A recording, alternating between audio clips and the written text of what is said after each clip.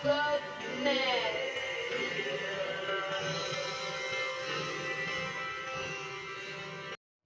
Hello mga kabisaylog, magandang gabi nga pala sa inyong lahat. At ito na naman tayo, magluluto tayo ng ulam. Nilagang baka with mais, pechay. Sobrang liit nga ng kawali, gawa wala kami malutuan. Ayan, paapaw-apaw na tuloy yung mga pechay. Di ko nga alam kung maluluto itong mga pechay na to. Baka ito yung maghihilaw pa. Ito ko mapapagalitan ng aking partner pag-uwi niya.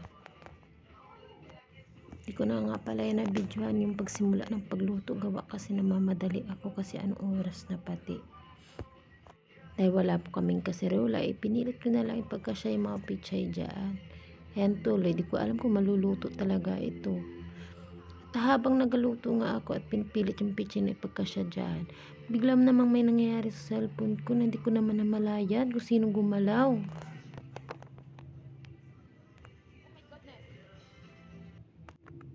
Actually, mag-isa lang ako dyan guys, kasi si Jowa nasa trabaho pa, kaya pinaglulutuan ko siya ng ulam. At ayan na nga, sinundo ko muna si Jowa, pero hindi ko na pinagbidyohan dyan kasi nakalimutan ko. At ayan, nakarating na ako sa bahay kasama siya, at kakain na kami ng niluto kong ulam.